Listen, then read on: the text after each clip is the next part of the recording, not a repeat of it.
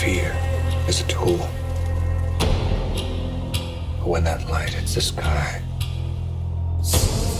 it's not just a call. It's a warning. I'm vengeance. You see, many events have happened in history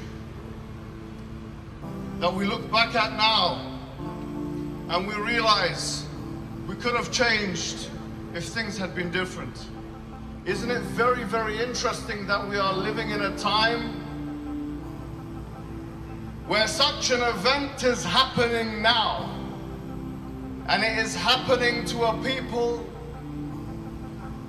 in a country like China, whereby women are being raped, children are being separated from their families, organs are being harvested, people are being put into concentration camps.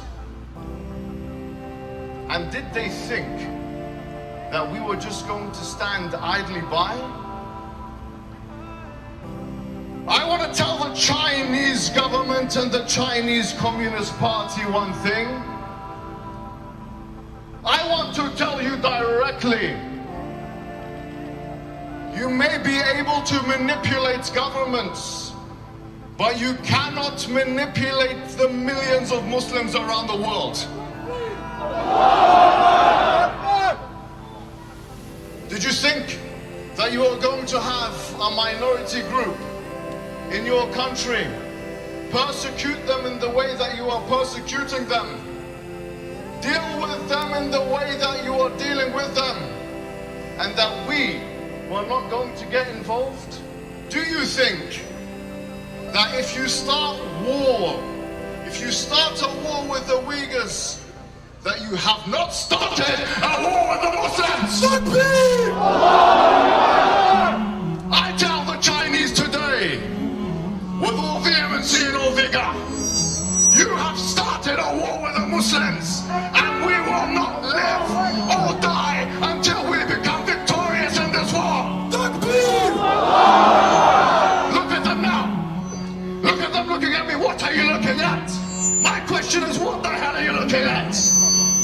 You've taken your flag away, while I have a flag that you can replace your flag with. Take this Uyghur flag, you son of... I tell you today, you have nothing to offer the world. You have nothing at all to offer the world. You know why? Because you have already incorporated a Marxist communist system. You've already lost the war against the Americans and the West, because you have taken their ideology. But let me tell you something. Your best bet is actually to become Muslims. That's your best bet. Your best bet is to do what the Mongols did and embrace Islam. You have nothing to offer the world. You have nothing to offer the world at all. What happens if you become a superpower? Tell me what happens when you become a superpower in this Cold War that you want to get into with the Americans. What have you got to offer the rest of the world? You've already taken their ideologies. Marxism, Leninism, you are nothing. I tell you, you are nothing. And it's only a matter of time. It's only a matter of time until we deal with you. And I say this again, with all vehemency and all vigor, that you cannot beat and defeat an enemy.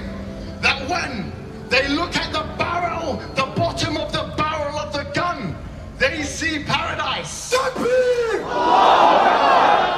We don't care about death, in fact. We don't care about martyrdom.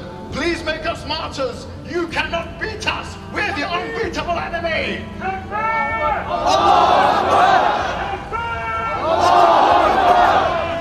You should actually learn from the Uyghurs. You should actually learn from them the purpose of life, to worship one God.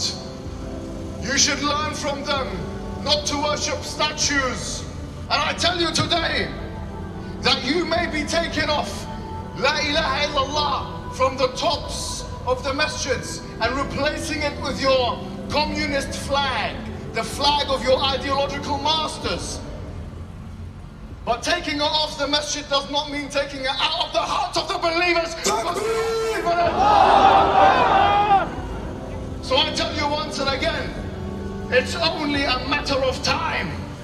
And you may want to start this Cold War with America, which you're starting now. Having the Muslims as your enemies is not a good idea. And history, as it had in the past, with the Persians and the Romans and the Mongols and all of these, history will tell this story again, and you will be defeated under...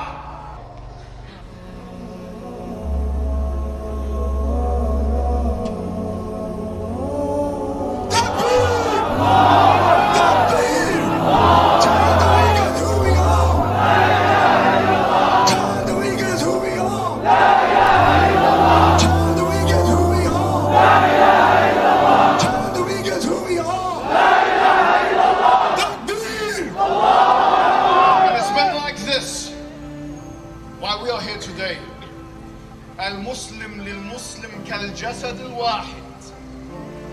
كالبنيان, the Prophet said the Muslim to the Muslim is like one building. يشد بعضه بعضا. We pull each other together. I don't know much about Uyghur culture, but I know one thing, that we are here for the Uyghurs and we will not rest until justice is served. Takbir! Takbir!